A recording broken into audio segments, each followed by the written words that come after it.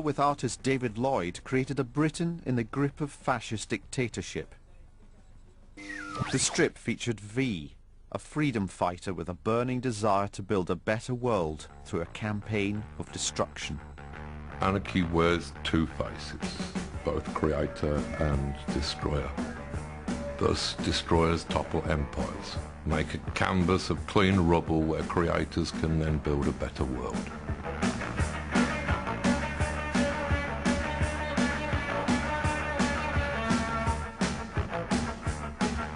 Rubble, once achieved, makes further ruins means irrelevant. Away with our explosives then. Away with our destroyers. They have no place within our better world. But let us raise a toast to all our bombers, all our bastards, most unlovely and most unforgivable. Let's drink their health. Then meet with them no more.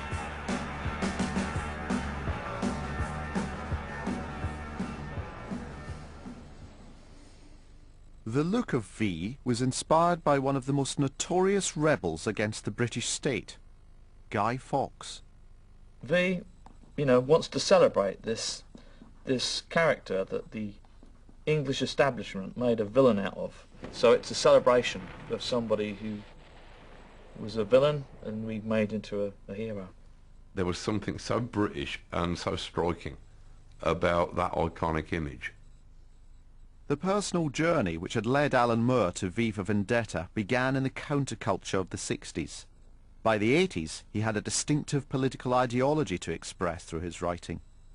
I was already starting to see this strip as being a kind of an examination of what I saw as the two poles of human politics. Anarchy and fascism. One, anarchy is taking responsibility for your political life entirely onto yourself. Fascism is the absolute abdication of that responsibility. It is subsuming yourself, submerging yourself within a group. The story of V begins when, as one of hundreds of prisoners, he is subjected to medical tests. V is being held in a concentration camp, part of a network of... The tests, however, give him superhuman powers that allow him to make a dramatic escape.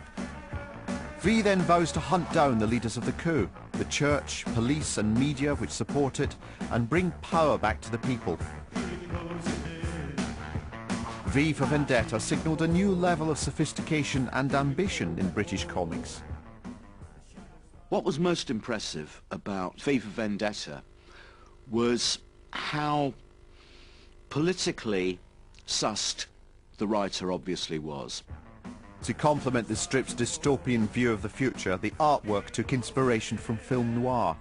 A decision was also made to do away with traditional comics devices such as thought balloons and sound effects, aimed to adult readership. The idea of getting rid of thought balloons and sound effects was motivated by me wanting to get people to read comics who didn't normally read comics, because one of the things that often puts people off is the bam, pow, zap stuff. Everybody knows that when a gun goes off it goes bang, so you don't actually need to tell them, not if they're intelligent adults, and thought balloons were an artificiality that you don't get in any other kind of entertainment.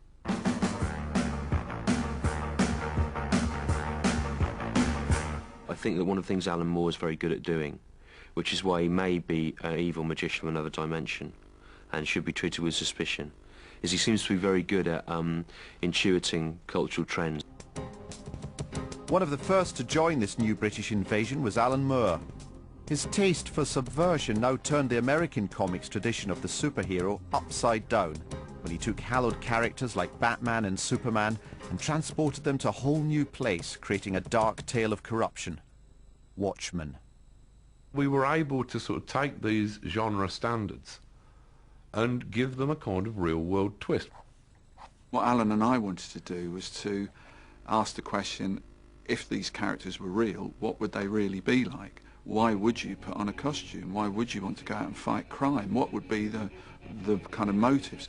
What would happen if you were gifted with superpowers? How would you behave? So we were actually using the plot to explore the different facets of what it meant to be a superhero.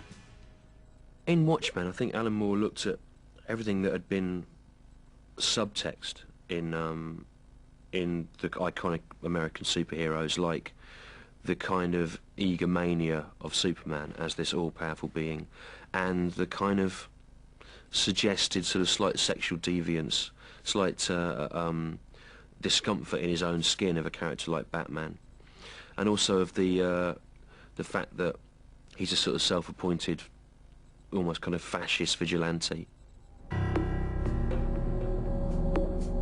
The Watchmen were superhero vigilantes employed by the American government to do dirty work for the state. They led desperate and melancholic lives full of confusion and moral decay.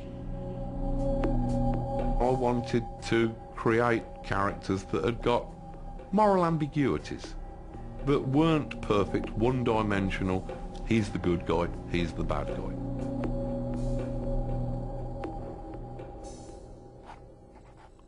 One of the most tortured characters in Watchmen is Rorschach, a kind of Batman dressed like a detective from 50s pulp fiction. His experience of fighting bad guys has turned him into a paranoid egomaniac.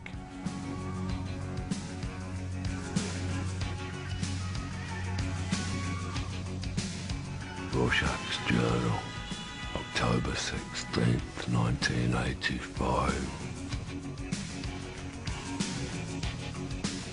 42nd Street women's breasts draped across every billboard, every display littering the sidewalk.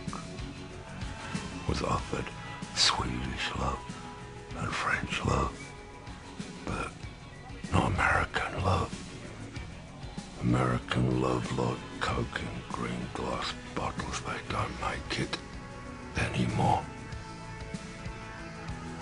Thought about Moloch's story on way to cemetery. Could all be lies? Could all be part of revenge scheme planned during his decade behind bars? But if true, then what?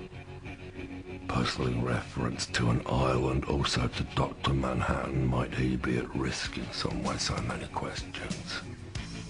Never mind. Answer soon. Nothing is insoluble. Nothing is hopeless. Not while there's life. And a trench coat, collar turned up in best Hollywood tradition. Now Rorschach doesn't have a face, he's got this mask on which has got a kind of a moving series of black blobs on it so that you can have whatever fearful images in your head appear by reading into it whatever you like. A person dressing in a mask and going around beating up criminals is a vigilante psychopath. That's what Batman is, in essence.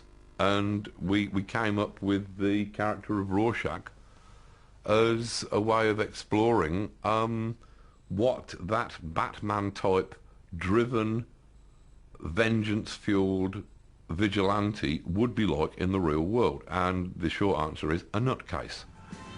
In the cemetery, all the white crosses stood in rows, neat chalk marks on a giant scorecard. Paid last respects quietly, without fuss. Edward Morgan Blake, born 1924, 45 years, a comedian, died 1985, buried in the rain. Is that what happens to us? A life of conflict with no time for friends. So that when it's done, only our enemies leave flowers. Violent lives ending violently. Dollar Bill, the silhouette, Captain Metropolis. We never die in bed. Not allowed. Alan has an uncanny knack of seeing right into the essence of a hero or of a villain and then expanding on it in ways that nobody else had thought about before. And consequently, Alan's stories, compared to most of the stories that went before them, are totally off the wall, and they achieve a depth that very few comic stories achieve. Something in our personalities, perhaps. Some animal urge to fight and struggle, making us what we are. Unimportant. We do what we have to do. Others bury their heads between the swollen teats of indulgence and gratification, piglets squirming beneath a selfish shelter. But there is no shelter, and the future is bearing down like an express train. It was an immensely impressive piece of work, and at that time there wasn't anything in mainstream American comics which was done like that. Heard a joke once. Man goes to doctor, says he's depressed. Says life seems harsh and cruel. Says he feels all alone in a threatening world where what lies ahead is vague and uncertain. Doctor says treatment is simple. Great clown Pagliacci is in town tonight. Go and see him. I should pick you up. Man bursts into tears. Says, but doctor, I am Pagliacci.